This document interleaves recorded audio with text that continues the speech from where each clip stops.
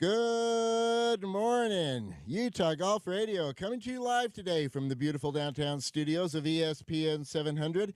We are in the mothership, getting you inside the ropes on all things golf in Utah, in partnership with Utah's leading golf organizations, the Utah Golf Association, the Utah Section, PGA, Fairways Media, the Utah Golf Foundation, the Utah Golf Course Superintendents Association, the Utah Junior Golf Association, and First Tee Utah, where I am Paul Pugmire, your host and president of First Tee Utah. And I'm here with our co-host. That would be Jan Brownstein. Jan, good morning. Good morning, Paul. Okay, I got to do something just for Twist. What's Twist, this is you. And me, Jan Brownstein. He loves our liner, and I always say with Paul Pugmire, and me, Jan Brownstein. So every time he sees me, he says, and me, Jan Brownstein. That's who? Twist is a gentleman that works for Budweiser. He's a Budweiser bigwig, actually. Okay. So, yeah, Okay. at our tailgates and things like that, and we obviously work together. So we Okay. show every week. So he's listening right now. Good morning. The Budweiser guy with a big wig. With my Budweiser big Twist guy. His name is Twist. His last name is Twist. Twist, good morning. We're so glad to have you with us I've found today. so many people in the last little while that listen to our show. Well, yeah. Okay. So the I threw you all off, didn't I? no, yeah. Just a minute, Jan. Could you? We're trying to get somebody on the phone here, and we need to just take a minute. So, Jan, do you want tell us a little bit about something that's going on here while I something that's going on here? Yeah. Now you just got me stumped. But okay. You know what? Let me ask you this: you were on the. Can I say you were on the drive yesterday with Spence Okay, Checkets? thank you. Yes. And there was a little glitch. That is exactly right, and so there was a big glitch, and that's exactly what I'm trying to. It's almost like you had a brain fart, like I was having right now when you said, "Hurry, talk about something that's going on." Okay, let me just say, talk to our producer here for a quick minute, Martin. Wesley Ruff will be calling in on the call-in line, please. Okay, and we have Randy Dodson with us here on the show, and there's.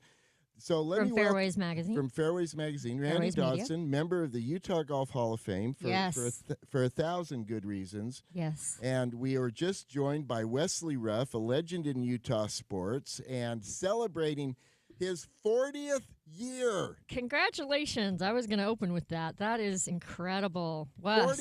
40th year at Channel 4. Wesley Ruff. This means I'm old. Yeah, well, as I was going to say, there are so many things. You started when you were 10. So did they have exactly. Did they have electricity 40 years ago? Electricity? No, Wow. We used to have the little water generated thing, And it was in black. And it was in black and white. Black and white. Yeah. Oh, totally. Yeah. I on film. Yeah, I can hardly comprehend keeping a job for 40 years as well. So there's that. Yeah. Yeah, I tell people all the time that Karl Malone and I were rookies the same year here, but I kept my job. Oh. Okay, that's good. That's good. All right, so we are welcoming Wesley Ruff to the show, and then also Randy Dodson. Randy, good morning. Welcome to the show. Good morning. Thanks for calling me. I think we started this conversation, 10 o'clock last night? Might have been closer to 10:15, but yeah. So here's what's going on. Here's why I need some help.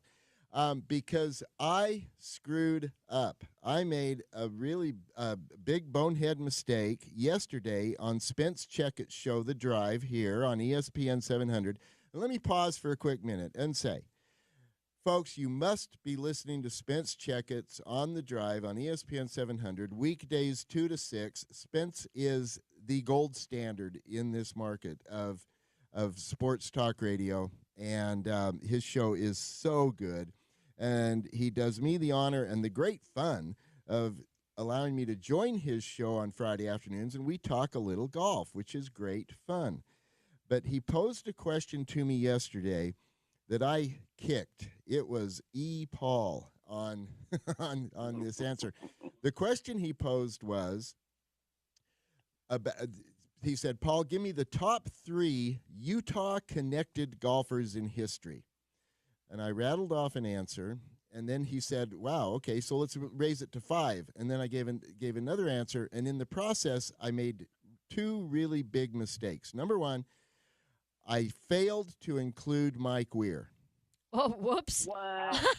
What?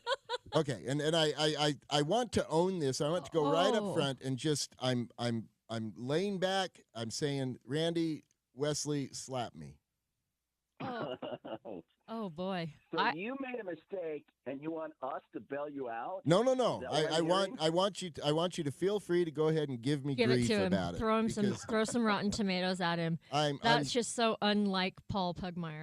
I'm ashamed. I'm I almost feel like embarrassed. you should be, because I would have even gotten that one. I know. Okay. And then the other mistake I made is that I did not have Tony Finau high enough on my list. So let me start with this. So I asked everybody out there. I asked Randy and Wesley to join the show this morning so that we can have a full-on conversation about this question that Spence Checketts gave to me yesterday. It's a really terrific question. Look, like I said, Spence Checketts is the gold standard. You must be listening to his show. But let's, Martin. Must not have Wesley Ruff's phone number. That's true.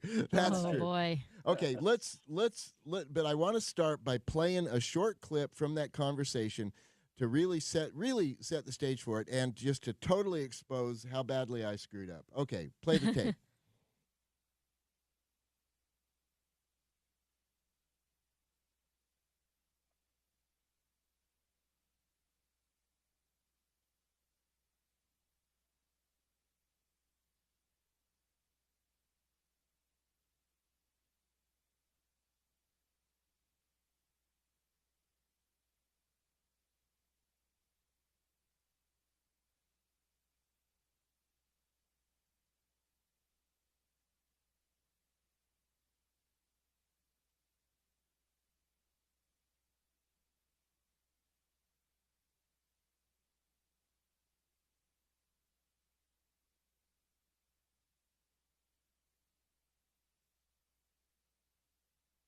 Okay.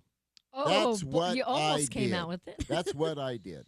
And then later we talked about Tony, and I put him at 6. But look, that was wrong, and we need to pick that up. So let's break this apart. Let's get this right.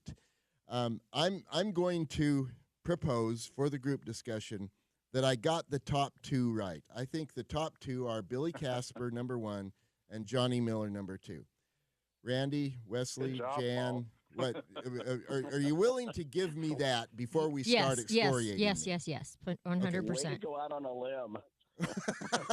Mike Reed. Wow. Okay, listen. Hey, Reed's a great player, and he's got a great record, but no, I was wrong.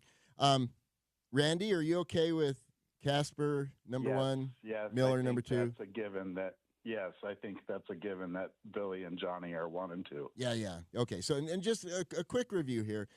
And I'm thinking a combination of wins and majors. So Billy Casper, 51 PGA Tour wins, 3 majors, a U.S. Open, 2 U.S. Opens, and a Masters. Johnny Miller, 25 PGA Tour wins and 2 majors, a U.S. Open and a British Open. And then Miller, of course, if you want to throw in style points, there was a period of time in the early 70s where he was simply the greatest player on the planet. He played the greatest golf for a stretch of time in the early 70s. So in 1 and 2, 3 is when I needed Mike Weir and my brain failed me. Weir had 9 PGA Tour victories, and there's that Masters thing he won. Yeah. Okay, guys, go ahead. Okay. Go ahead. I'm laying myself open. Rip into me. I think you're beating yourself up enough. Weir has 8 wins, right? I don't think he has 9. Oh. He have 8?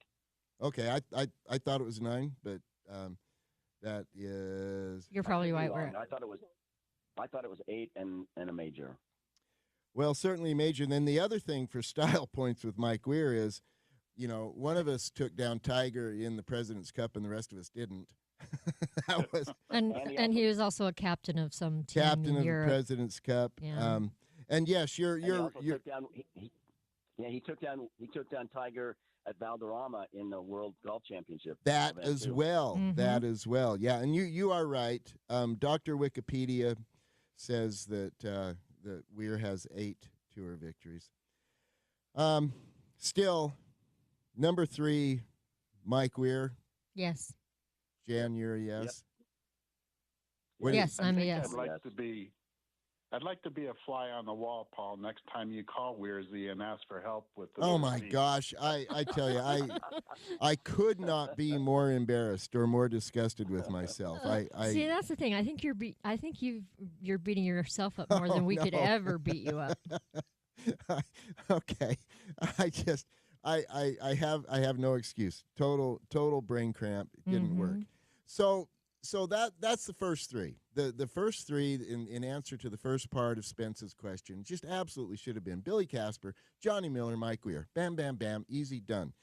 Then you could put in George Von Elm. Well, I do think when we go to 4 and 5, that's when I think Von Elm shows up. But at this point, I want to ask Randy and Wesley, okay, 4 and 5, what do you guys do? Go, Well, I would put Tony 4, 6 wins, and a whole nother 20 years of PGA Tour play to come. Mm-hmm. So I'd put Tony 4, and then I have to give credit to Wesley in our conversation last night, which no one was a part of, but me and Wesley. I would, and I think he would agree that 5 is Dan Forsman. And then I would put George Von Elm at 6. Wesley, what do you think of that? Originally I thought this was just a PGA Tour list, so I didn't have George Von Elm in there. Okay. Dan Forsman won 5 times on the tour. Right. And he won them in 3 different decades: the 80s, the 90s. Oh, that is a Mm. good Not- point. Not many people have done that. Right. Won over, in the 80s, 90s, and 2000s. Yeah. So Good point. Dan obviously is Mike Reed, great career, won on the regular tour, and also came close to winning 2 majors in the same year, the Masters and the PGA Championship, Mm-hmm. and won 2 majors on the Champions Tour. So if your criteria is just golf, then Von Elm got to be up there. But I think Forsman comes before him. Interesting. Now, And when you say if it's just PGA, then I leave George Von Elm off. Okay. 20 on. Yeah, and I'll come back to Von Elm in a minute. Jan? what do you mean by Utah connected? Because Okay. this is open for interpretation. Because if we're going to say that, I'm going to say Rory McIlroy. Well, okay. That's, Okay, so that's too big of a Too stretch. big of a. Okay, that's what I'm No, saying. What and- kind of connection and are we look, talking that about? also- Once that'll- removed? That also brings Phil Mickelson into Yeah, the, once into the removed, discussion. then. His wife went to Olympus High. Yeah, once removed. So we're not yeah. counting that. We're Yeah. not counting that. Hillcrest. Hillcrest. Nice try, though, Jan. Okay, Hillcrest. thank you. I No, thought I'd give and, that a and go. of course, Jan brings in Rory McIlroy because he spent part of his summer here when he was 12 or 13 on that order. Hang out with was it Scott Pickney's family, and played Utah Junior golf for a season here. And the Finau family as well. And the Yeah. Finau family. So there's that great picture of Rory and Tony when they're 12. Oh, And yeah. they're just so cute. I know. But Who knew? but the I love what you're saying about Forsman because you heard that I brought Forsman into the You did. conversation and Yeah. and Forsman I had overlooked your point, Wesley, about Forsman winning in 3 decades, and that is style points, baby. Mhm. I gave Forsman style points for the fact that he shows up at every State Am final and walks along and sees the finals. And I asked him about it once, and he said, anybody who makes it this far in a tournament this hard deserves the respect of me coming and watching him play. I go, wow. That's awesome. This guy. he is just so cool. Yeah. But and you know, and in the extended version that I didn't play, there's an extended clip where we talk more about that, and we bring Tony in later. I want to go back to George Von Elm. George Von Elm won the 1929 U.S. Amateur Championship, beating Bobby Jones in the final, and he is the only player ever to beat Bobby Jones in the final of a match play tournament. At the time that this was done, in 1929, the USAM was a major. George Von Elm won a major. He won a major as a kid from West High in Salt Lake City. Once a Panther, always a Panther. Thank you, Jan. I did that for you. Thank you. And so that's why on my list, Von Elm comes in at number 4 because he won a major. Now, he ended up winning 4 times on the PGA Tour. He was a runner-up in the U.S. Open in what was perhaps the most consequential of U.S. Opens in 1932, when it signaled the change from hickory shafts to steel shafts. And it also was just the most quirky U.S. Open because it had 72 holes of overtime. They played What? 72 holes of regulation, he and a guy named Jack Burke. 72 holes of regulation. Then they were tied. Then there was a scheduled 36-hole extra, not overtime. Playoff, thank you. Tied after 36. Then another scheduled 18, tied again after 54 of playoff holes. Then another scheduled 18, and Burke pulled ahead on the 71st hole of extras. They tied 72, and Burke won the U.S. Open. But Von Elm was playing hickory shafts. Burke was playing steel shafts, and so it signaled the change in the game right there. But the reason that I had Von Elm at number 4 is because he won a major. Now, I think, Paul, if I can speak sorry. About George Von Elm, I think we could fill a whole issue entirely of George Von Elm history. Yeah. And then you throw in these beautiful black and white photos that are available of George Von Elm. But I think when I think of George Von Elm, if we look at our top 4, with Tony being 4, we're talking about PGA Tour players. Mm-hmm. And though his wins are George Von Elm's wins are recognized by the PGA Tour, really we consider George Von Elm in this list because of his amateur career. That's fair. That is fair. I go back to he won the California Amateur, the Northern California Amateur, the Southern California Amateur. No one's ever done that since. But I think all of his PGA Tour recognized wins came while George Von Elm was living in California. That is correct. And so I pushed Dan Forsman ahead with his 5 wins, maybe because the 1 through 5 all become PGA Tour players. George Von Elm, and I consider him really the celebratory stuff about George Von Elm is his amateur career. That's a really good point, Randy. Really good point. I do go back to the fact that the USAM was a major at the time, and when we count Bobby Jones's majors, we're counting the USAM and the British Am among his list of majors. But you make a totally good point, and I love that you're bringing Forsman into it because I think Dan Forsman is often overlooked and an incredible player. And as I rehearsed just a little bit of, he is an extraordinarily good guy, and one of the best. Yeah, one of the best. Yeah, Which absolutely. Also, I think there's going to be a much better chance of the 3 of us running into Dan Forsman ahead of George Von Elm. Okay, now that brings up my final point. On this list, with an asterisk on Mike Weir because he's still playing the Champions Tour, but on this list, the players, we have the entirety of their careers. First of all, Billy Casper and George Von Elm have passed away. Johnny Miller is no longer playing. We know the entirety of their careers. We know 95% of Mike Weir's career. We know all of Dan Forsman's career. He's still totally vital and healthy, but he's not competing any longer. Tony Finau, I think, will climb this list. I think Tony Finau has so much yet to do. I absolutely expect Tony Finau to win a major. But the fact remains that he is a young man. And as you noted earlier, Randy, you threw out the number 20 years of competitive play still left in him. Yeah, that's a lot. That's a whole career in any other sport. We just don't know what Tony's full body of work is yet. When we do, Tony gets the edge. Tony gets the edge over Forsman for me because he has one more win on the tour. Mhm. Correct? Yeah.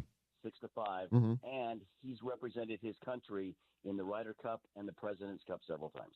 and played very well. He's a point getter. Yes. Yep. So that's a very good point, Wesley. So I think it gets a little squishy after the top three. The top three, I think, are self-evident, even though somehow I missed Mike Weir. I'm so sorry, Mike. I'm so Yeah, sorry. if we're going to go add team wins, you could also throw in George Von Elm's 3 Walker Cup Walker wins. Cups, very, very Oh, good yeah. point. Yeah. Nice. Yeah. Nice.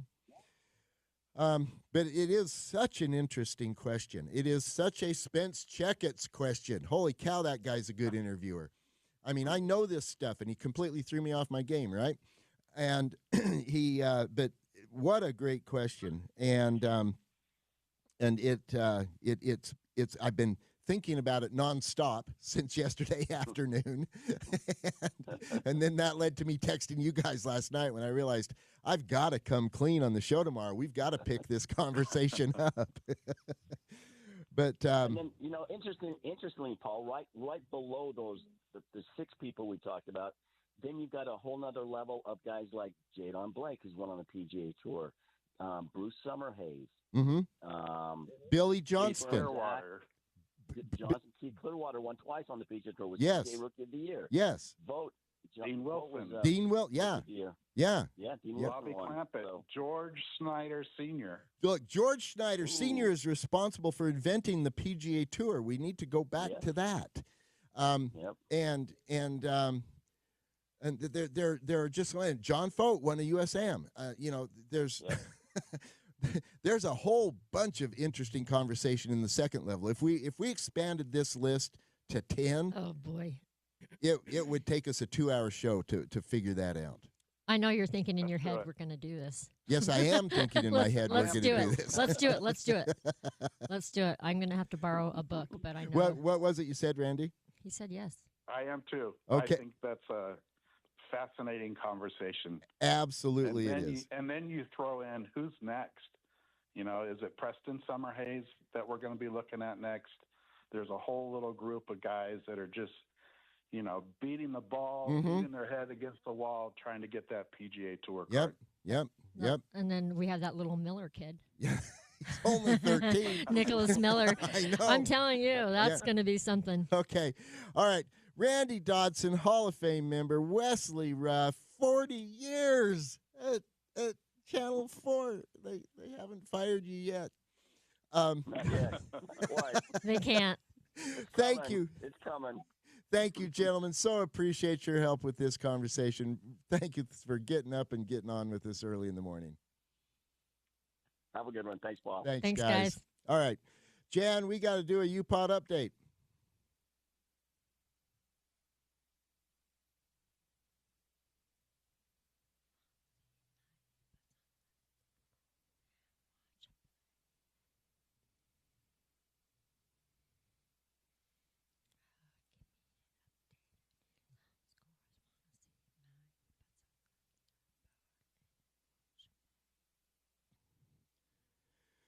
The UPod update brought to us by our good friends at Scott Golf. Check them out, scottgolf.com. These Utah clubs are so good. You got to try them out. Jan, tell us about our UPods. Well, we only have the 2. They are at the Worldwide Technology.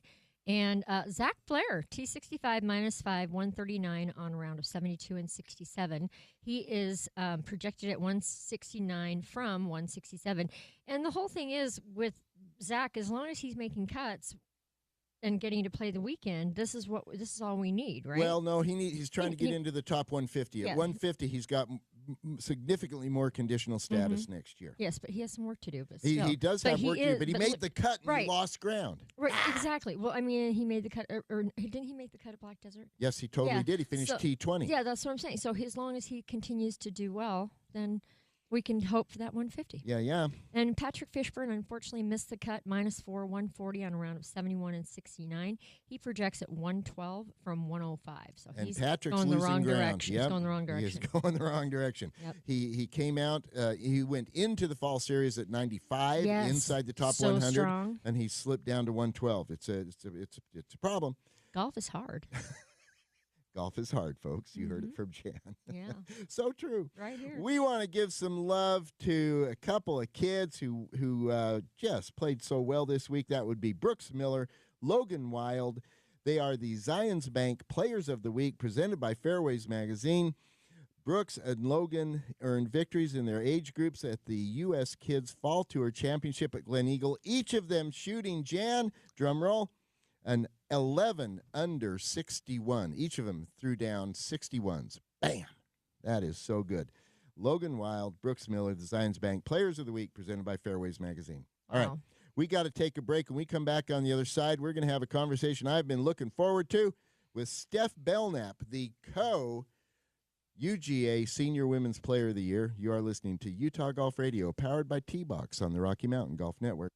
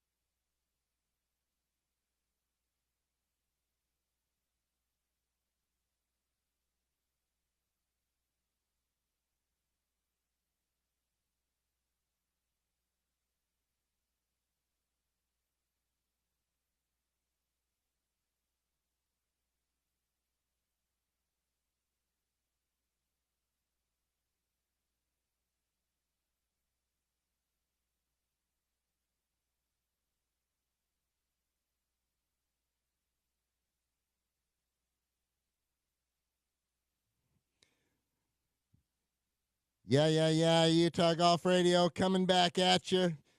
We are in the mothership, getting you inside the ropes on all things golf in Utah in partnership with Utah's leading golf organizations, the Utah Golf Association, the Utah Section PGA, Fairways Media, the Utah Golf Foundation, the Utah Junior Golf Association, the Utah Golf Course Superintendents Association, and First Tee Utah. Paul and Jan with you today. This first hour of the show is presented by Salt Lake City Golf at slcgolf.com or the Salt Lake City Golf app. Still golf to be played. Use the app or the website. Make some tee times at any of the great Salt Lake City golf courses. We are powered, as always, by T-Box. Check them out at tbx.golf, where they have cracked the code on the whole golfer experience with clubs, coaching, and community. Get yourself to a T-Box near you. You'll really like it. T-Boxes are so cool, Jan. Yes, they are. We love the T-Box. It's not the T-Box. It's T-Box. Yeah. We are continuing our conversations with the Utah Golf Association Players of the Year, and we have with us now the Senior Women's Player of the Year, Steph Belknap. I've been looking forward to this conversation. I want to get to know you better. Steph, good morning. Welcome to the show. Thank you so much. So it's an honor. Well, Steph, look, it's a pretty simple formula. You get to be Player of the Year, and I call you. Well, you get to be Player of the Year, and then you have to talk to Paul. That's a nice bonus. Steph, you are a fascinating story to me, and I'm so interested to learn more about your life journey. Let me tee it up just a little bit, folks. Stephanie Broadbank Belknap is a two-time back-to-back State Am champion in the mid-'90s. I'm going to say 96 and 97. Is that right?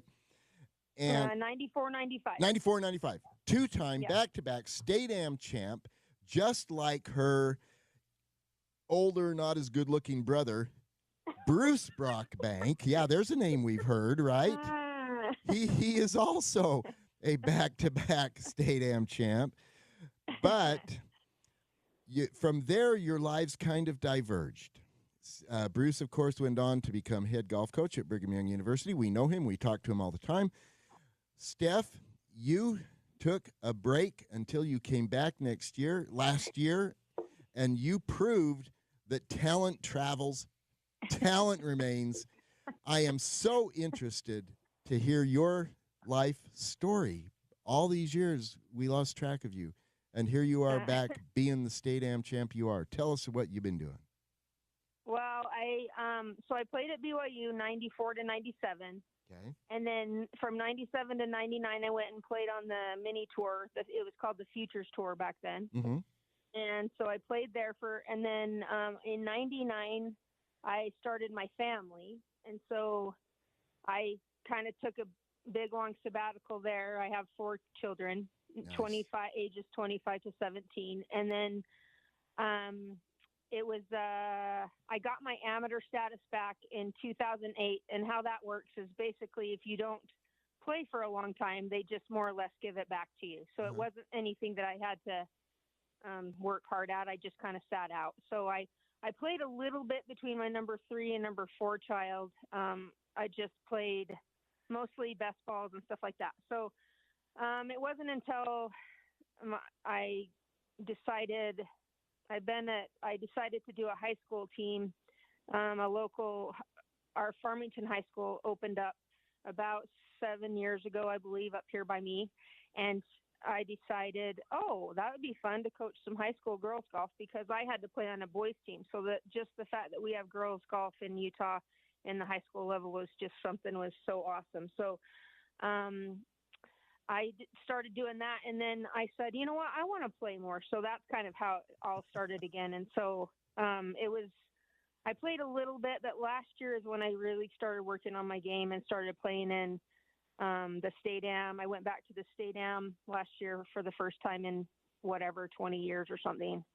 And then I made the cut there and lost in my first round, sorry. Yeah, I was going to say, you made it to match play. Remarkable. I made it to match play. And, thank you. I made it to match play this year as well, so it was fun. And I won my first round this year against Lily Shin, who plays for Westminster, I believe. Yeah, beating those Yeah. college girls. Good on you. Which is hard because I remember getting outdriven by 50 yards I remember doing that to people, and now it's getting done to me. So it is very fun. Oh, Steph, I know. Okay, just you and me for a quick minute over here. I Yeah. hate that. I hate it when that happens. My Yeah. my it's brain a little remembers and humbling, my but- body doesn't. Oh, jeez. Yeah. Yeah, it's a little humbling, but it's okay. if my short game's strong, then I'm usually okay. So.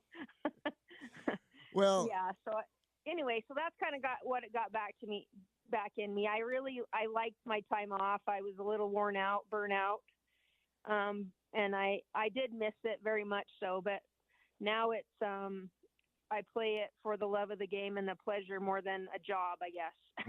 yeah, fair enough. So, yeah. I've got a couple of questions.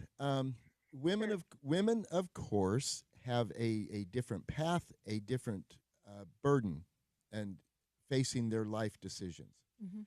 And I believe it is incumbent on all of us always to be respectful of this in every way and supportive of all the decisions women make for themselves.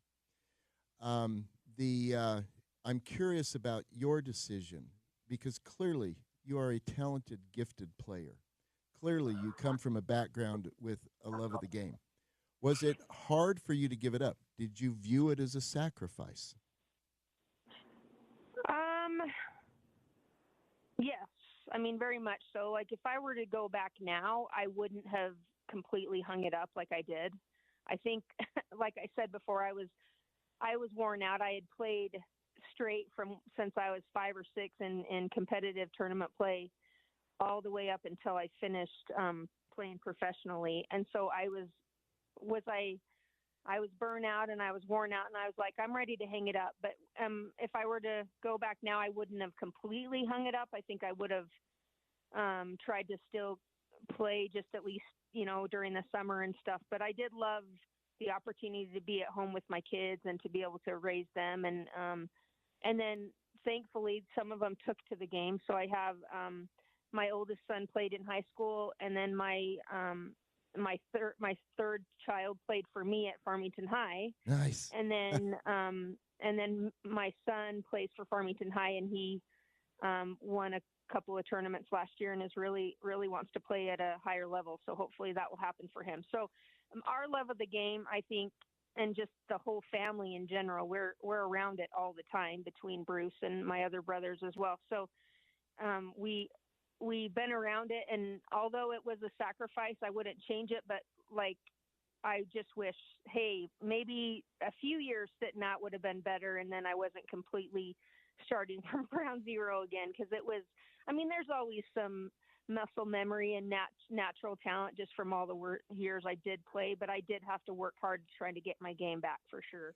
It takes work. It absolutely does. But look, my wife Brooke and I were talking about this morning, and in the context, Steph, of talking about you, and my contention is talent travels, talent remains, and clearly you have talent, and now. Thank you.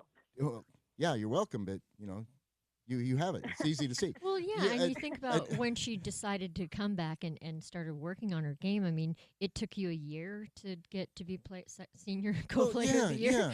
Yeah, just 1 year, and Yeah, bam, and there you are again. Here Yeah, you I mean, are. it didn't take long for you to just explode on the scene. Yeah, so. and if this show would have been around in the mid-'90s, we would have been calling you all the time because again, the formula's easy. You win, I call. Yes. But I am curious about what it was like getting back into the game. What areas of your game were easier to get back? What areas were harder to get back? Probably the long game for me was, the long game's kind of always, I guess, been my weakness. I mean, I was fine off the tee. My iron play wasn't always stellar, but I loved practicing my short game. Oh. I just always have. I love just going and putting myself in different positions on the golf course, behind trees, in yucky lies, anything like that. And I would just play competitive short game with myself, like for hours and hours and hours. I just loved it. And so that's kind of what I started working on generally when I came back out, just working on that short game, trying to get up and down from anywhere I could and trying to, and I've always loved to practice that. So that's kind of where I started. And then my long game, really, it's not like I've got a teacher or anything. I mean, I would get tips here and there, but I naturally I'm kind of a feel player, so I can usually feel what I'm doing wrong or right. And I'll just be like, I guess I've been playing for so long, I kind of know my swing, but that's, I hit balls, but I don't practice. I play, in women's league at Davis Park. That's kind of where I have friends and we play there. And that with my long game, I just kind of take it easy. I don't swing super hard. It's a different kind of practice with my long game now. I don't want to wear myself out. I don't hit a ton of practice balls before I go and play just because, we're getting older. We don't have it in us anymore. So true. That's kind of where I started. But the short game still is my funnest thing to practice. I still love to do it. I still love to have competitions with my kids and do it that way. It's a lot of fun.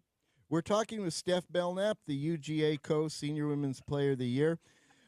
Steph, the gap between your state AM titles and now this Player of the Year designation is obviously pretty big. A lot of years. How is the game different from what it is now that you're succeeding at, and what it was back in the day that you succeeded at? Oh, boy, it's changed a lot. It's well, I guess the number one thing that comes to mind is just how much further people can hit it. It was,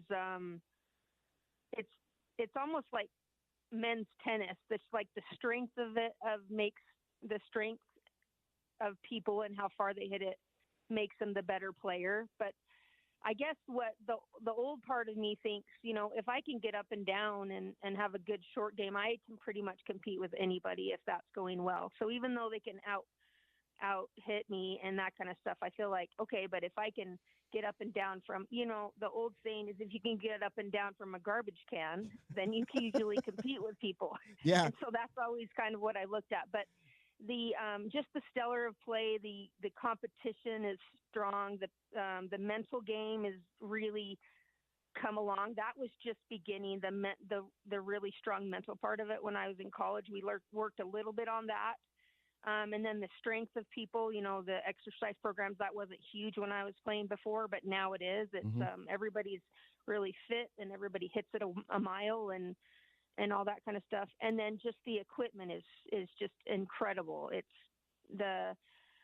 When I finally did decide to start playing again, I said, I probably need to get me some new clubs because the equipment is so good nowadays that just that in itself gave me confidence to play better. Just getting fitted for clubs and getting up-to-date equipment, that was a big part of my success, I would say, just because their stuff's easier to hit. There's shafts that are for every single swing with swing speed, with swing, your lie, everything. It's just so different. Everything's very, I want to say ticky-tack, so very focused on your specific swing, and I didn't feel like that so much when I was playing in college and just after that. So that's what I see the difference in between now and then.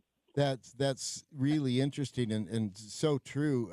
Keep getting it up and down from the garbage can, because not only does it help your card, but you can break their will to live. Yes. Well, and the equipment thing was the first thing I was going to go to, Steph, because when you were playing back then, the equipment for women, let's awesome. just say, wasn't so good. But now, was it fun for you to go and did you get new clubs and got all the new fitted and all the new stuff? So it's sort of like playing a different game in terms of your equipment. It's like playing, with what felt like wooden clubs. Yeah. I did.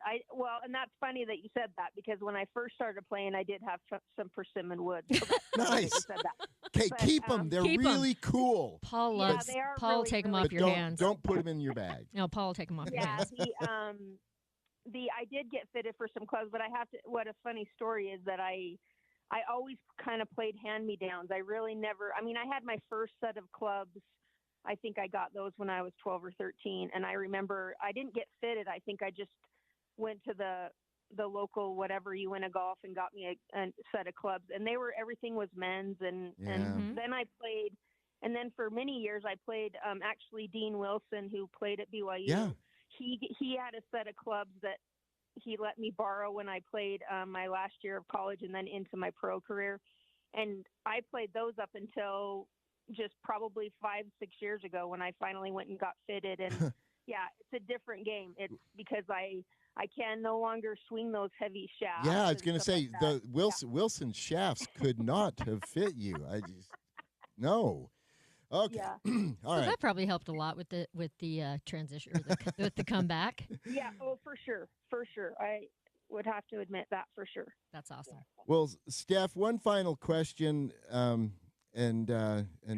before I pose it to you, I want to say that we are so glad to have you back on the scene and back an active part of the Utah golf scene. It took me a minute when you first came back for me to connect Stephanie Broadbank and her State Am victories with Steph Belknap, who's now out there playing in the State Am. I'm so glad you're back. Oh, thank you. That's nice. It was funny because even Kurt Craigthorpe says to me, "Are you the same? Are you?" Because I dropped. No one called me Stephanie, so I just call. So and then people don't recognize. Even though I went by Brockbank Belknap for a couple of years after I got married, or I went kind of hyphenated for a little bit, but then I kind of dropped because Brockbank's long. Let's be honest. Yeah. So even Kurt was like, "I think that's the same person." So that was funny that I'm like, yeah, I'm the same person. And I look exactly like my brother. So I think they finally made that connection. So, yeah, I'm happy to be back. The UGA has been great. Everyone has been very welcoming, and they've been just happy to have me back. And it's such a fun thing to be a part of it. Utah golf is amazing. Yeah. I've always thought that they've always been so gracious and hosting, and then the golf courses around the state have been great about hosting women and those tournaments too. So it's been awesome. That is so good. Steph Yeah. Belknap, UGA Co-Senior Women's Player of the Year. What a fun thing to say, and I cannot wait to see what you do next. Thank you so much. It's fun to share it with Corrine. It was a good competition all year, so Yeah. we'll look forward to next year. Programming note, folks, we're going to talk to Corrine Larson later in the show. All right. Thank you for joining us, Steph. Thank you, Paul and Jen. Congratulations. Yes, Thank you so much. Thank you Take so care. much. Congratulations. All right, that's Steph Belknap, Jan. Pretty Yep. cool story, and Yep. it's. I love the story about Kurt. I was a part of that conversation. Are yeah, you the old Stephanie is or that the new? Are you yes. the old Stephanie or the new Steph? No, it's Stephanie Brockbank. Wait, what? I know that. I know. Yeah, but I didn't know her, and so this is really cool. Yeah. She's terrific, and it's so good to have her back. Yes, All definitely. right, we got to take a break. When we come back on the other side, we're going to be talking about some things and stuff with our friend Mike Alleman at You Into Golf. You are listening to Utah Golf Radio, powered by T-Box on the Rocky Mountain Golf Network. Who's Dave Shedlowski? No, I'm just saying, like, it. Where's my link?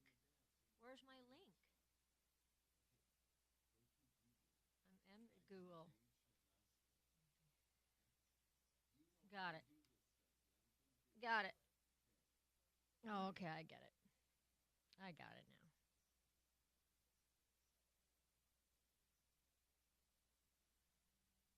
That is weird that they did that.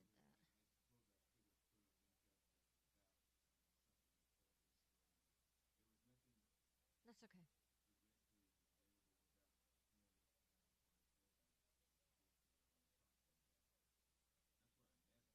Oh, yeah. Oh, cool.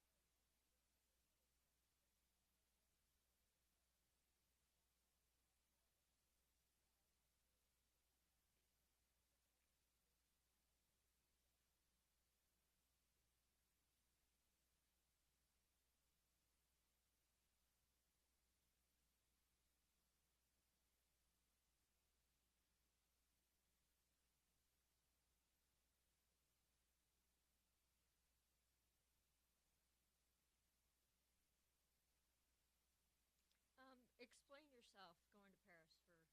Have you had this planned for a while?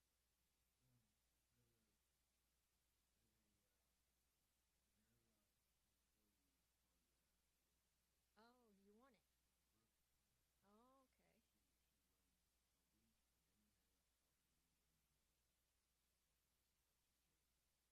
I am so in love with that idea.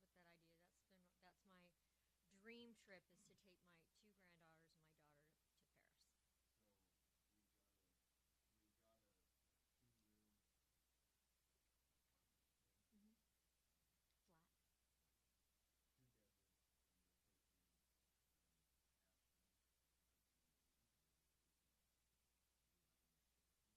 Flat. Oh, fun! Oh my gosh, what an amazing experience. Oh, are you? Okay. Yeah, right.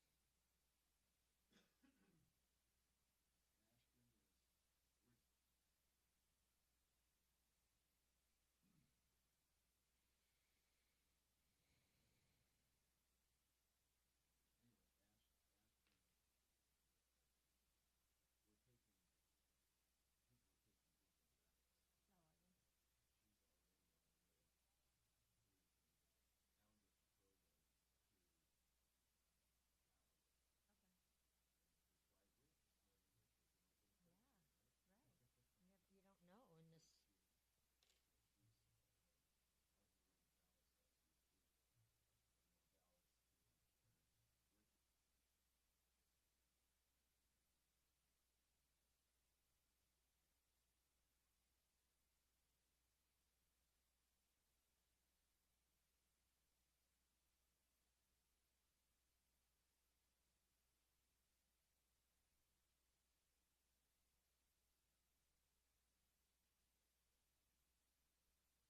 And stuff brought to us by Uinta Golf here on Utah Golf Radio, getting you inside the ropes on all things golf in Utah in partnership with Utah's leading golf organizations, the Utah Golf Association, the Utah Section PGA, Fairways Media, the Utah Golf Foundation, the Utah Golf Course Superintendents Association, the Utah Junior Golf Association, and First Tee Utah. Paul and Jan with you today. This first hour of the show is presented by Salt Lake City Golf at slcgolf.com or the Salt Lake City Golf app. Use either the app or the website to make tee times at any of the great Salt Lake City golf courses. And we are powered, as always, by T-Box at tbx.golf, where they have cracked the code, Jan, on the whole golfer experience with clubs, coaching, and community. Get yourself to a T-Box. You will enjoy it and have fun. We are joined now by Mike Alleman at Uinta Golf. Mike, good morning. Welcome to the show. Morning, guys. How's it going? Good, good. We're so glad to have you with us, Mike. Mike, there's so many things. There's so much stuff at Uinta, but I've I've got my eye on, and I'm feeding my obsession. Jan, you're welcome to make fun of me. Okay. Mike, I want to hear more about these new Odyssey putters. I want one. I want two, probably. No, Yeah. That makes three of us. Okay. I'm in love with this Okay. putter. Zero torque, but they've changed the configuration so it doesn't look like it's from Mars. I haven't put my fingers on one yet, but just everything online. Mike, tell us about these new Odyssey putters. Yes. So we got a new zero torque putter from Odyssey. It's the square to square Tri-Hot. Mm-hmm. You're right. They did make it so it doesn't look like it came from Mars. Yeah, I hate those. They took about 2 degrees of shaft lean out of it. So when you get this in your hand, it's going to look still center shafted, but not so much like a traditional zero torque putter. It's going to look more like a conventional putter. Yeah. And I want to also spend some time. You just said put your hands on it. One of the things that's been hard for me as I've been trying these out is it didn't feel right in my fingers. And again, I haven't seen these yet. I think they're still a few days out from being in stores, but with the changes they've made without the shaft lean built in, it doesn't require the funky grip, so you can put a grip that is right for you on it, or if the one that comes with it is right, you can use a traditional grip. That's what I'm trying to say. Yeah, I think that they have matters. it does, and I think they do have a new grip design. I think we are few days from having them officially being released in stores, but don't tell anybody. But we have them. We have them out on the floor. So Oh, really? you can come on down. Come on down today. Oh, and I try gotta one come out. down. I love the Rossi putter. I'm completely in love with this Rossi putter. What is it that you Yeah, see and there that makes you so drooly?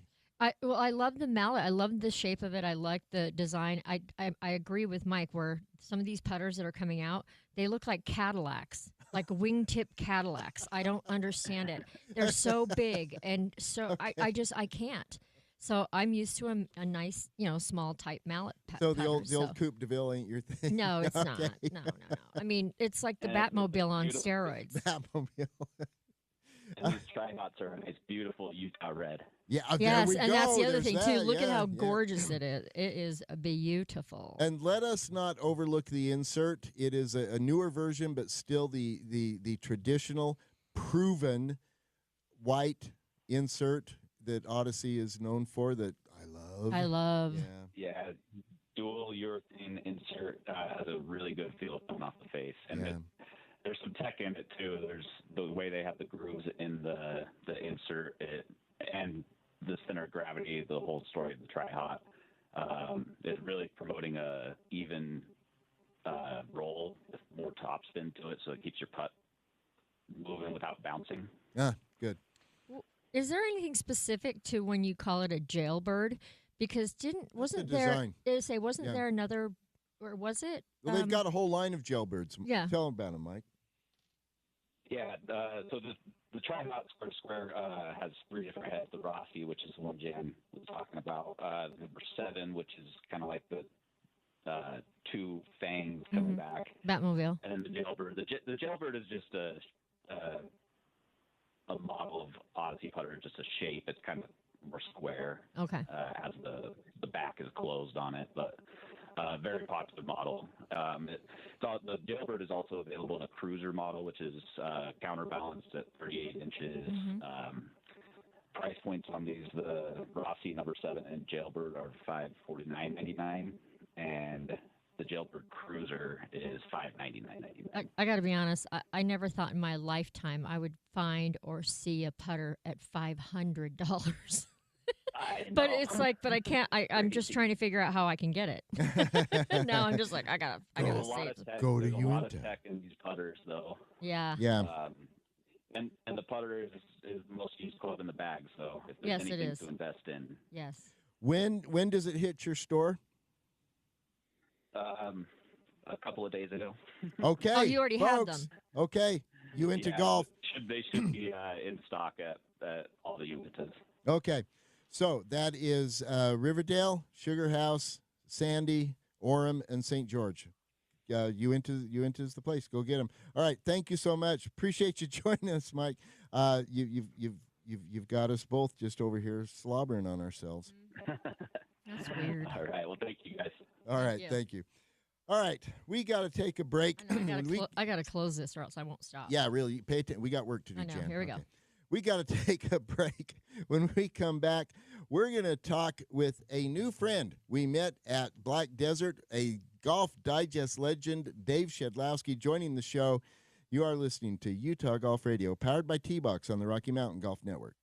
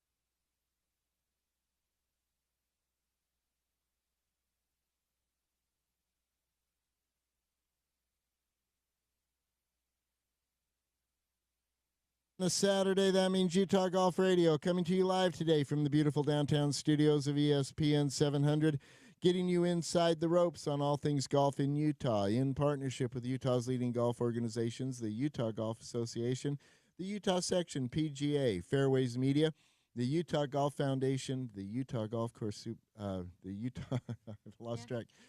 Utah Golf Course Superintendents Association, and First Tee Utah. Paul and Jan with you today. We are powered, as always, by T-Box. Check them out at tbx.golf. Where they have cracked the code on the whole golfer experience with clubs, coaching, and community. Jan, tell us about the 30 for 30 thing. It's not 30 for 30, it's 30 for 99. So it's 30 days for $99. You get the use of the entire facility, and you also get a swing assessment as well included in your $99 package. Yes, there was a promotion that was 30 for 30, but that has expired. And the new promotion is 30 for 99 because it was such an overwhelming response to that. Now that was an introductory offer, and now it's 1 month for $99. And again, you get use of all the facility and that very important swing analysis. tbx.golf. Check them out. All right, Jan, we are joined now by one of the luminaries of the game internationally, a man who I met at Black Desert at the Bank of Utah Championship. Really fun to get to know him. Really terrific guy. I'm talking about the legendary writer at Golf Digest, Dave Shedlowski, joining us now. Dave, good morning. Welcome to the show. Morning, Paul. I can't possibly live up to that introduction, but let's give it a shot. Let's just talk some golf, man. So Dave, you of course, first of all, we share a dear friend. You are a friend and former colleague of Utah Golf Hall of Famer Guy Yoakum, who is our friend as well, a Utah kid who growed up and was saving China. And it was just, it was so fun to be able to meet you and the connections that we had built in. But tell us about your trip to Utah. Tell us why you came. I was surprised when I walked in and saw you there. I recognized you just because you're who you are. But what brought you to the Bank of Utah Championship? Well, first of all, I was in total awe of the landscape and surroundings and the golf course. I'd never been to Utah. Apparently, I picked a pretty good spot, although I imagine there's quite a few of them. Yeah, in Utah. so true. Both true. It was inspiring and so much fun. I was assigned to go there for Golf Digest to do some survey work on a few things, talk to a few guys about Tiger Woods, who is turning 50 in December, which is hard to believe. I know. Oh, my gosh. And then just catch up on I hadn't been out since the Tour Championship, just catch up with some of the players. And you always want to acquaint yourself with new guys, catch up with some guys you know. It was a great trip. It was probably the trip of the year for me. I got to be honest. Oh, I'm so glad to hear you say that. We're quite fond of Southern Utah and Black Desert, and yeah, that was my first question: is had you been here before, and did you come in at night and then wake up the next morning and see what you saw? Because that's a lot of people come in at night and they don't see everything that's surrounding them, and then all of a sudden they wake up the next day and they feel like they woke up in Mars. I was pretty lucky. I landed about 4:00 on Monday, and so you got to see it all. And yeah, I'm just kind of. I'm probably lucky that there weren't that many cars in front of me or around me because my head was swiveling all over the place. And, we call it the bobblehead effect. Yeah, it really was, and then of course to get to Black Desert, I stayed at Red Mountain Resort, the sister property to Black Desert. That was wonderful. I recommend people go there. Please go there. It's awesome. I agree. And then, I mean, the golf course is spectacular. To blast that out of the lava fields and put that together. Tom Weiskopf, an Ohio native, did it, of course. So I'm a little bit partial to his work, but he does a great job, or he did a great job. And I just enjoyed the entire trip. That Plus, is I got to say, food in the media center was about among the best you'll get on tour. Right? okay. That was good. It was Yeah, true. That's that true. The food really was good. really good. Yeah. And You got to pay attention to the important things when you're in Yes. the media, like food, Like food. food and parking. Food and parking. Yes. parking was Parking easy. was a breeze. It was easy. Parking's huge for us. It So really is because it makes our job so much easier. yeah, true. So you mentioned, of course, the Ohio connection there, and I should have noted you are joining us from Columbus, Ohio, and since it's Saturday, and since BYU is on game day on ESPN, we probably should note begrudgingly that there might be a little bit of college football in Columbus, Ohio, maybe. Well, we're actually at Purdue today, Okay. and not that matters because we're going to win. Because you are the Ohio The State. Ohio State University. Okay. I've never caught on to that. I don't understand where "the" had to come in, and it just makes me cringe. David, I didn't have go to Ohio State. I have to tell you that when my granddaughters were growing up, we would do the OH, and anywhere in the house I could yell OH, my granddaughters would yell IO. Oh, that's funny. Right. I can do that with some of our Ohio grads. We're on tour, guys like Ryan Armour and so John Cook and so forth. Yep. But I didn't go to Ohio State. I just grew up in Ohio. I was an Ohio State fan since I was 5 years old. Miami of Ohio was my school, so we were very disappointed to see them lose on Tuesday night to rival Ohio U. Ah. But yes, but we always had the Buckeyes on Saturday to save us. Well, that it's a good way to go, straight up. But let's talk. The reason I went there is because I wanted to talk a little bit about the course that you brought up, of course, and Tom Weiskopf, as you noted, an Ohio native, a Ohio State University alum, and one of the greats of the game, who had a stellar playing career, a major champion, but then added on to it a career later in life as a golf course architect. And his final project was Black Desert. And let's go immediately to number 14, because that's where the Weiskopf signature hole is. Weiskopf kind of brought to prominence as an architect the gettable but risk-reward par 4. And I think they are so cool, and I associate them with Tom Weiskopf. I would agree, and certainly you can look at number 17 at TPC. You got to look at 17 at TPC wonderful. Scottsdale. Yep. Yeah, but there's quite a few, and yeah, he really brought that. He really gave that a significant thought in terms of the strategy of not just the golf hole itself, but of your overall round of golf.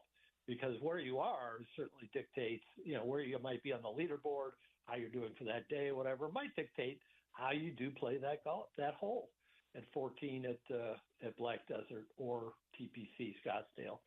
So I really think it was, I wouldn't say a stroke of genius. It wasn't like he invented it, but you're right. He brought it into prominence. Yeah, he did. Yeah, and so let's talk a little bit about your career and your path. Like our good friend Guy Yoakum, you have been at Golf Digest for a long time. You are well-traveled. You have seen the best at their best. Unfair question, but looking at your career, of all these experiences, all the great writing you have done, what are some of the top experiences? What stands out for you? Oh boy, you got to start with some Tiger Woods things. I've seen him win 5 times here at the Memorial Tournament here in Columbus, Jack Nicklaus's tournament. But of course, he dominated elsewhere. 8 wins at Torrey Pines, 8 wins at Firestone in Akron, Ohio. So he really does well in Ohio. 8 wins at the Arnold Palmer Invitational, but really nothing compares to the Tiger Slam. Especially having covered back to back. I mean, I was at all 4 of them, but the ones that stood out were the first two when he won the U.S. Open by 15 shots at Pebble Beach, and then he won at St. Andrews by 8 shots. Yeah, the greatest golf ever played, in my view. Pretty much. And then you combine 23 shots. I think at one point I counted up the number of shots Jack won his 18 majors by, and it wasn't a lot more than the 23 that Tiger won in 2. Yeah. So that really stood out. Seeing Jack play in his final tournament at the 2005 British Open at St. Andrews always comes to mind for me. I just love being there and watching him. And we should note, Jack Nicklaus, a Columbus kid, Scioto Country Club, right there in your neighborhood. Yeah, I was a Jack fan since I was a kid too, so Fair I'm enough. partial. Yeah. And if somebody puts the question to me, I always say, yeah, Jack's the greatest.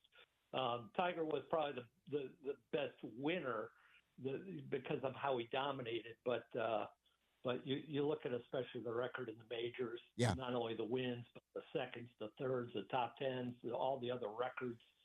I agree with you. I think Nicklaus is the greatest player with the greatest career. I think that Tiger Woods played the greatest golf. 2000 to 2001, untouchable. But the arc of the career, It really was. the arc of the career, the body of work, Jack Nicklaus. Tiger averaged 67.73 in 2000. 67.73 was his scoring average that year. Unreal. It's just unreal. It is unreal. Yeah. It is. Yeah. And so I always love to throw out stats like that because, Scotty Scheffler is close in terms of some of the domination and scoring and so forth. But, I mean, to put him in the same category as Tiger, nope, not yet. Not yet. Close. Yeah, we need 5, maybe 8 more years of it. I think we need a bigger sample size. Yeah, totally. It is so interesting, your perspective on all this. Tell us about what you saw on the course between the ropes at Black Desert, and I'm kind of teeing up this new kid who won there. I think he's going to be the real thing, Jan. Mm-hmm. Tell us your take on what you saw at Black Desert, Dave. Well, this kid, Michael Brennan, proved that, you don't have to have a, particular pedigree to prove that you belong. And what I saw with a kid who was on a roll, he'd won 3 times on the PGA Tour Americas. So he came in with that sponsor exemption, feeling pretty good about his game. And the thing that stood out to me, not just the win and the relaxed nature in which he accomplished it, but when you look at that second round leaderboard, he's tied with David Ford, who was the Jack Nicklaus Award winner for College Player of the Year and the PGA Tour University's recipient.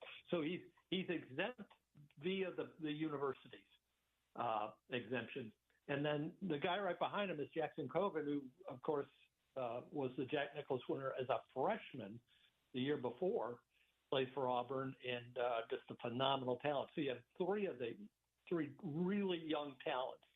Of the 3, you wouldn't have picked Michael Brennan to be the winner there, but he obviously has the right mentality, and I think he goes about his game really, really understanding what he can do and what he can't do. And so many golfers don't get there. Yeah. I mean, you wonder why some guys make it, some guys don't. It's understand. It's not just being good, but it's understanding what you're good at and maybe what you're not quite as good at, and you play to that. And Michael did that. And it was really impressive. It totally was. And we need to tip our hat. Oh, I'm sorry. No, it was impressive all the way around. Now, I wouldn't have given him, I still wasn't buying it when he only led by 2 after 54 holes, and Matt McCarty's right on his heels. But it didn't matter. It didn't. You brought up the Ford kid out of North Carolina and Matt McCarty. So I'm going to deviate here. I'm interested in your thoughts on this question. McCarty, Ford, and there was one other lefty who was in the mix on Sunday. So both McCarty and Ford are lefties. Does Black Desert set up with an advantage for a left-handed player? I'm not sure that it does. I think there's enough variation in the way the golf course is designed by Mr. Weiskopf that it doesn't really present itself as such. You know, people always talk about Augusta maybe more of a left-hander's advantage, and I can see that. I didn't really distinguish that as a factor. Okay. I think it was Rico Hoey is a lefty, and he finished second. Yeah. And yeah, it could just be coincidence. Look, it's probably a coincidence that Matt McCarty had only played 3 PGA Tour events and he won there, and then the very next year, Michael Brennan, who only had 3 PGA Tour starts, wins. Yeah, that was okay. What is going on in Utah, right? pretty cool, though. And I agree with you that Augusta sets up for a left-handed player, and I think it can be demonstrated, but especially at 12. 12, the advantage on 12 at Augusta goes to a left-handed player straight up, and I think it's no accident that there's a disproportionate number of lefties winning at Augusta. And our favorite one, of course, is Mike Weir, a Utah player. And so there you go. There we go. Exactly. We've talked with Mike. And I love Mike. Yeah. Oh, such a great guy. And yeah, we've talked with him a lot about the advantage that Augusta gives a lefty. And Mike is quick to point out, hey, Phil and Bubba are great players, period. Yes, true. 12 still gives an advantage to the misses for a left-handed player versus the misses for a right-handed player. But that's another day. Dave, what's coming up next for you? What are you working on? What are we going to see in Golf Digest with a Dave Shedlowski byline? Well, we've got a lot of different things that are sort of in the fire, and this is the time of year when I think that I don't have as much to do, and I'm actually just in over my head. And I always tell people I'm almost in panic mode because I've got a TGL story I'm working on as the second season of that indoor league starts in December. We're certainly we're working on a magazine piece on the best dressed PGA Tour players. Oh, that sounds fun. Okay, so I'm interested. Is Jason Day on your list with what he's doing? That's Jason Day is on my list. Okay, you got a couple of those. I can't believe I'm not on the list. But I am so interested. Good, though. I'm so interested in this. Okay.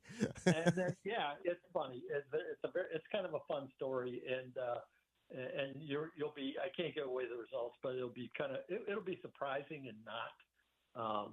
So we're doing that. We're working on a Tiger turns 50 story, and that's a big deal. Yeah, got to in December. Yeah. And then, I'm writing my 8th book right now as we speak. It's the 50-year anniversary for Muirfield Village here in Columbus and the Memorial Tournament, Jack Nicklaus's golf course and his tournament. And they asked me to do a 50-year sort of book on that. Well, of course, only you can do that book. But let's just pause for a minute. Have you double-checked that math? 50? I remember when Muirfield came online, Jan. Paul, you are old. Gosh, okay, that's fair. Yeah. Wow. Okay, I'm looking forward to that book. It's the Muirfield Village opened in 1974, so we're a little past 50 on the opening of the club.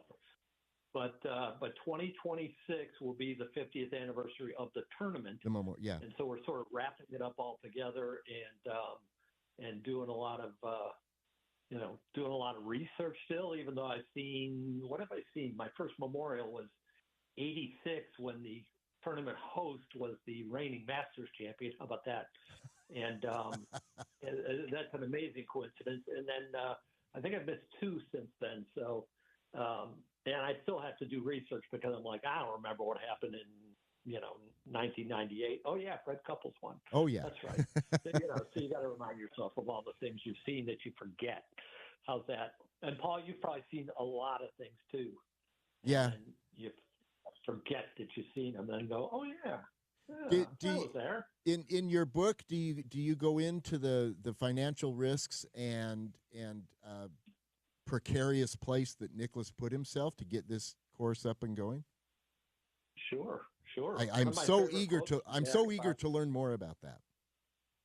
Yeah, one of my favorite quotes from him, talking about the building of Muirfield Village, is it cost me a little in terms of the stress and the finances and everything that he put into it, and then he follows up with and says it almost cost me a lot, and so so the risk was great, and fascinating. That's amazing he got it done. He probably shouldn't have even tried it. I mean, he'll admit he didn't know what the heck he was doing. He was just buying up land, and it was like, I'll worry about it later. Look, he was chasing the legacy of Bobby Jones all the way from the start, and great point. Yeah, and we all know what Jones did in his career with building a golf course. It made total sense to me from the jump that Nicklaus would do the same. Anyway, yeah, so they were talking about it as a major early on too. Oh, this could be a major, and Jack always kind of said, "Well, that'd be nice, but I can't really just turn around and say, yeah, I got a major." And what it turned into is exactly what it should be, which is one of the very, very best tournaments in golf. Absolutely, just below the majors. So cool. All right. Dave Shedlowski, thank you so much for joining us.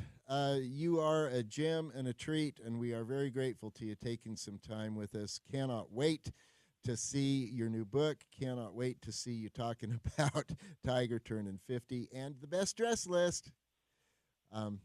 You know what? We can't combine Tiger and the best dress list, though.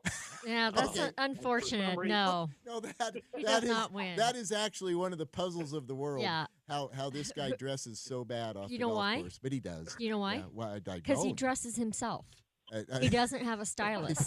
I'm serious. He doesn't have a stylist. Doesn't have a Nike. It's called a stylist. Yeah, and he doesn't have one.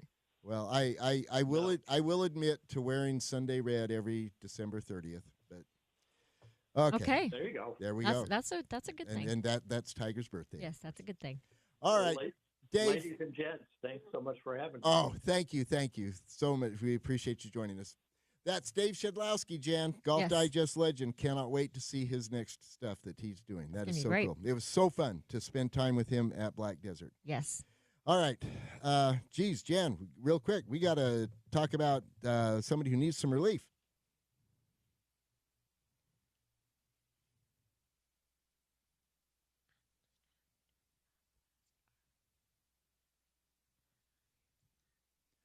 I Need Relief, brought to us by our good friends at Duro Health. Check them out at durohealth.com. You will swing faster, hit farther, play better, and feel better with this innovative back treatment and therapy program, durohealth.com. And I'll tell you who needs some relief, Jan.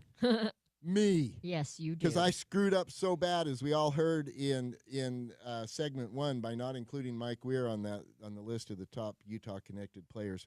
And also, I just want to give a shout to all of us who will miss Clayton Kershaw. He retired. He's done. Well, he's going out having won another World Series, back-to-back World Series, and I don't feel bad for him because he's married to Kate Upton.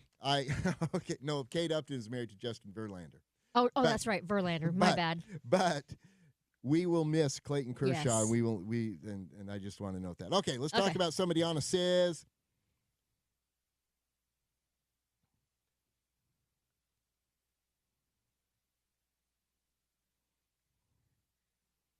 On a Sizz, brought to us by Next Level Golf at nextlevelgolf.com.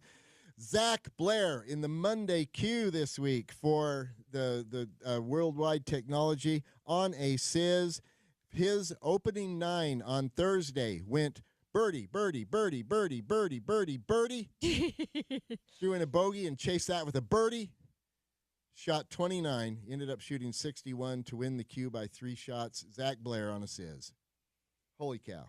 Crazy. Yeah. Good. All right, we got to take a break. When we come back on the other side, as threatened earlier, we're going to continue our conversation with the UGA Co-Senior Women's Players of the Year. It'll be Corrine Larson. You are listening to Utah Golf Radio, powered by T-Box on the Rocky Mountain Golf Network.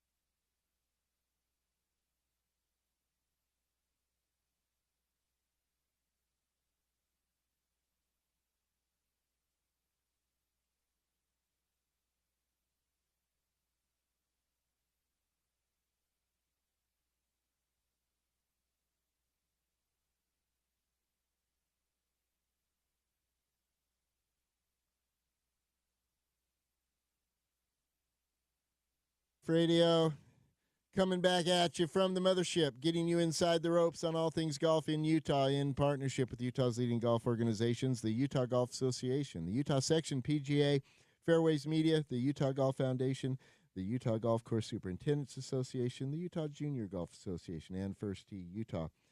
We are powered by T-Box at tbx.golf, where they have cracked the code on the whole golfer experience. Jan, with clubs, coaching, and community, get yourself to a T-Box. There's one near you now that they're in Salt Lake County at they are. Riverton. TBX.golf. tbx.golf, that's the place. All right, Jan, we are joined now by Corrine Larson, the UGA Co-Player of the Year for the senior women. Corrine Larson, good morning. Welcome to the show. Good morning. How are you two? Doing great, doing great. How are you, Good. champ? We get to talk to you. I am doing great. Doing great. So you've got an interesting story. First of all, we talked with Steph Belknap earlier in the show, and it is remarkable that in a point system like this, with all the tournaments, all the events, all the goings and comings, and the leaderboard changing as it does through the course of a tournament, you add it up and you guys were tied. That is correct. And what a great person to be a co-leader with. Yeah, good point. And she says the same about you, and she is correct as well. But this year, you've been senior women's player of the year before. This is a repeat for you. You won this award last year. However, this year was different because this year you got your solo major. That's you won the right. Women's Senior State Am. We've talked with you about that, but now you've had a couple of minutes for it all to sink in. What does it all mean to you, Corrine? You know, it means the world to me, actually. Number one, to just get that first win off your back is huge, and then to just sit back and look who has won the past in the past champions is just an honor to be on that trophy with them now as well. Yeah, it's cool. I got a couple more years to get the record of that win though. Annette's got a whole bunch of them. I was going to say, yeah, there are two different lists, Senior Women's Player of the Year and the Senior Women's State Am. Both lists are dominated by Annette Giotti and Sue Nias. Absolutely. Yeah. Absolutely. And you know, who among us is shocked? Nobody.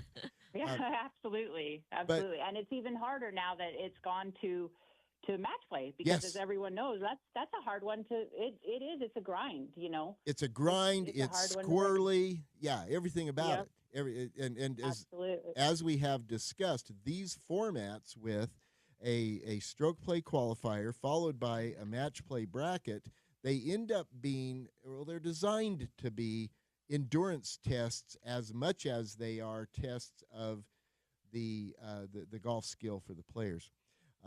Absolutely. Yeah, absolutely. They are. And so it is a different animal now, no question. I think it's better. I think the format change is absolutely terrific. Definitely. Definitely.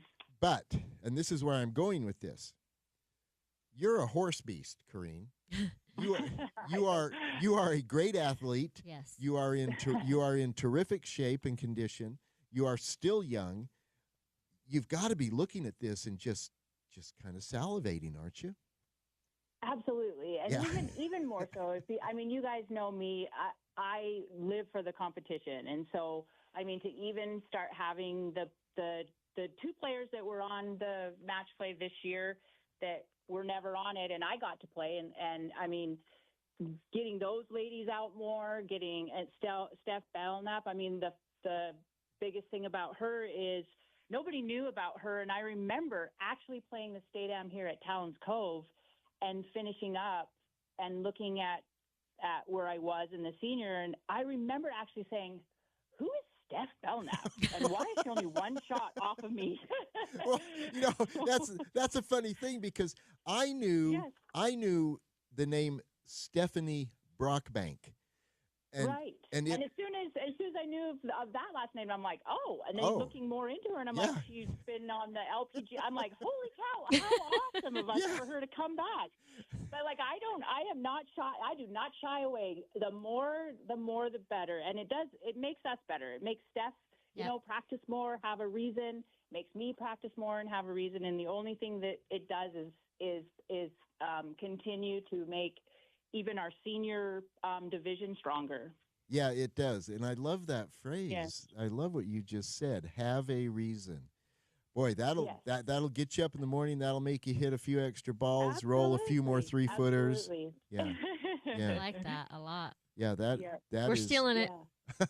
yeah. Okay.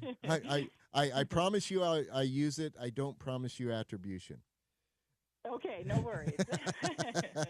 So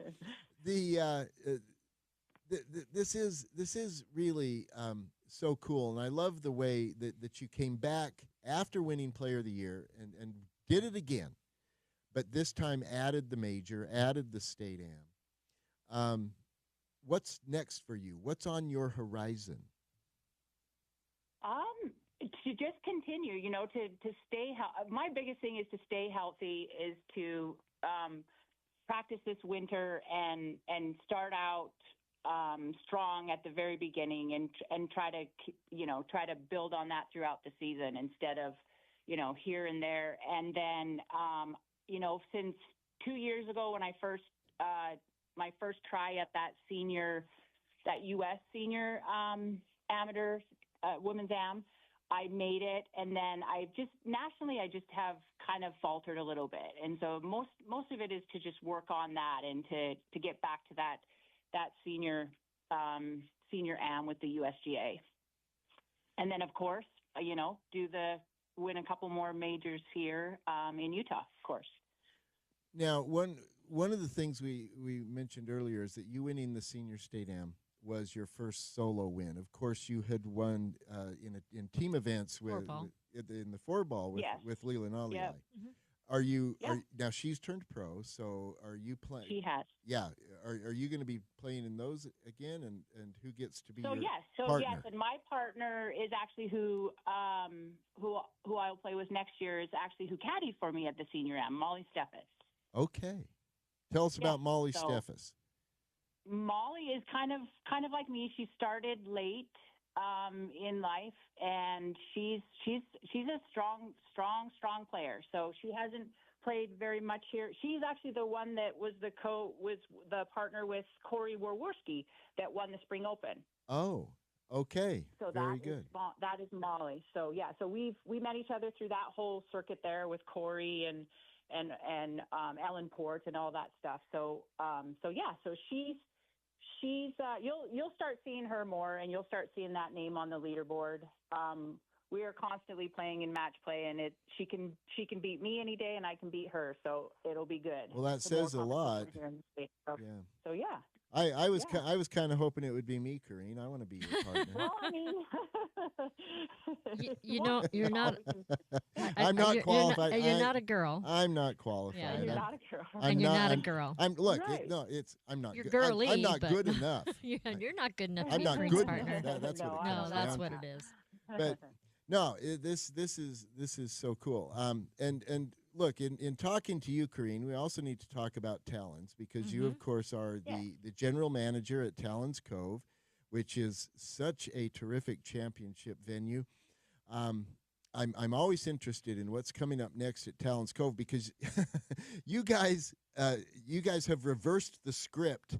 Normally, it's tournament organizers looking for a place to play, and you are calling tournament organizers saying, y'all come. Mm-hmm. And I love that about you. I love that. What are you doing next at Talons Cove?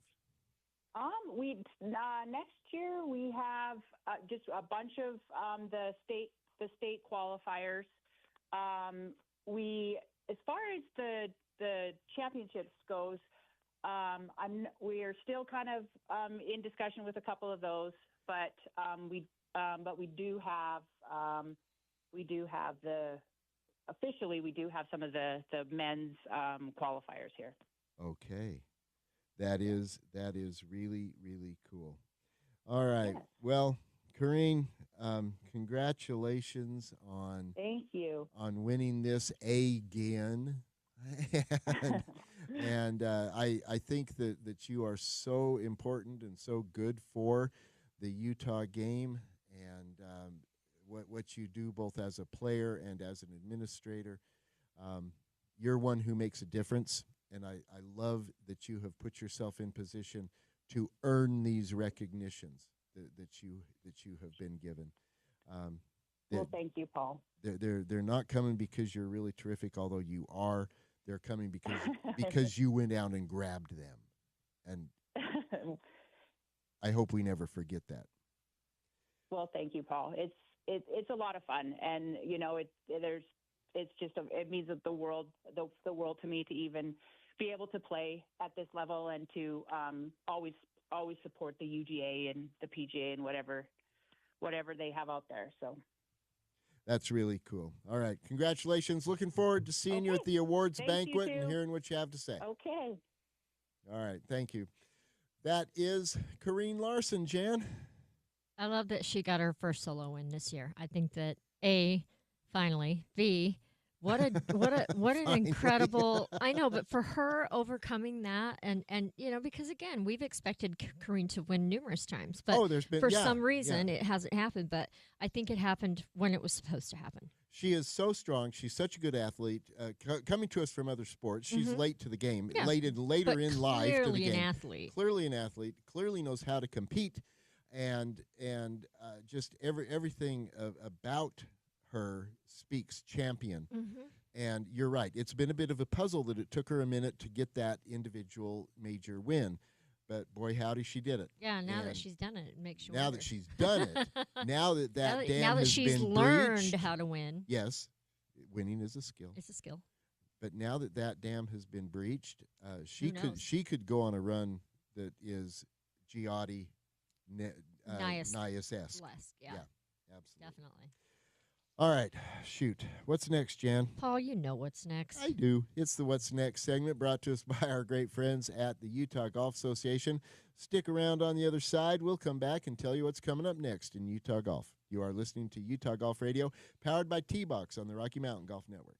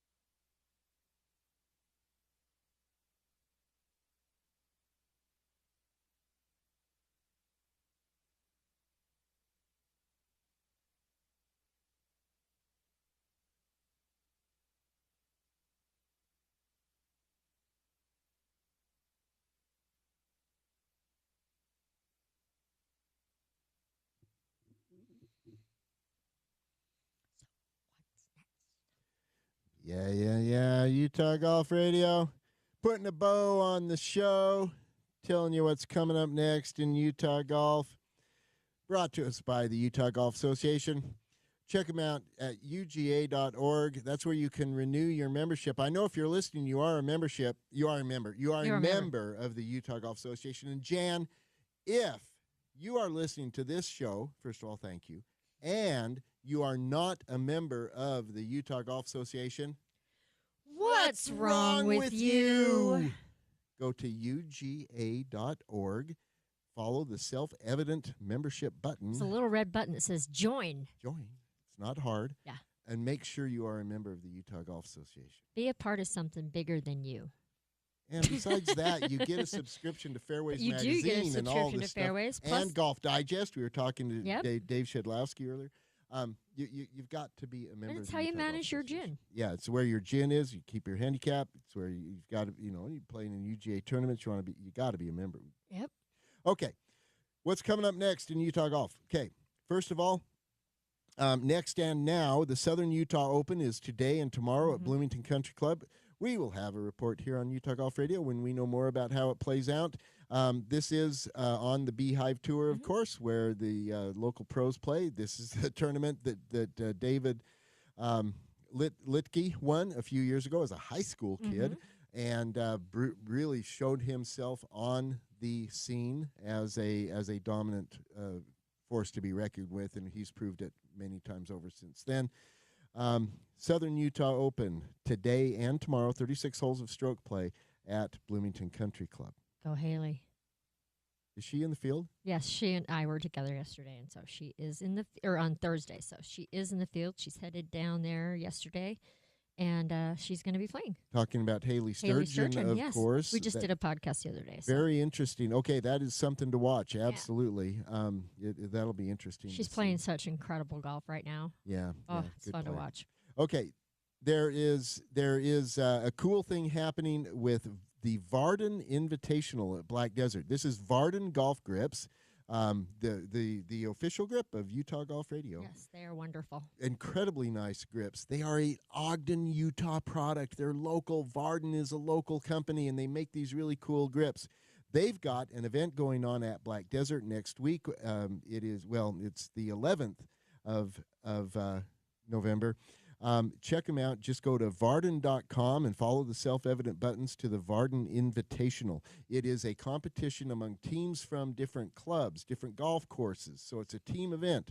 Check it out. There are still some spots available. Put together a team. You get to play Black Desert. You get to play in this team event. You get to check out the cool Varden grips. We'll be there. They've got this very cool portable thing that will change out your grip really quick. And so check them out. First of all, check out the grips at Varden.com, but go to the Varden Invitational page at Black Desert. It's coming up just right around the corner on November 11th. So just a few days from today, but there's still a couple spots available. Varden.com. Another cool thing that is going on right now, Jan, is the Youth on Course auction. Oh, okay. So this is a national thing. Of course, Youth on Course has a strong presence in Utah, run by the Utah Golf Foundation, one of our partners on the show here. And Youth on Course is this subsidized green fee program for kids. It is the best idea in golf since first tee. It is absolutely a vital function, and Youth on Course fills this need for kids. Check out youthoncourse.org for their online auction. The items that are there are incredible. They are national. You want to check this out. Youthoncourse.org. What's coming up with Girls Go Golfing, Jan? Well, we are organizing our meet and golf, our monthly meet and golf, and so we should be having that on Friday. If you're interested, you can join Girls Go Golfing on Facebook. It's absolutely free. And check out the events page, and that's how you join Girls Go Golfing. How many do you have now? It's been growing so quickly, I lose track. We have well over 13,000. Oh, my gosh. Now. So it's a lot. We love it, and we just love the idea of more women playing golf. So Absolutely. that's our goal. Absolutely. That was our goal the whole time. All right, we got to wrap this up. Thank you for listening and being with us today. On behalf of everybody at the show today, this is Paul Pugmire saying, don't jab it like Jan. Jan Brownstein says, chug it, don't pug it. Always good advice. Please replace your divots, fix your ball marks, and for Andy Curtis, quit spitting sunflower seeds on the green. Just stop it. You are listening to Utah Golf Radio, powered by T-Box on the Rocky Mountain Golf Network.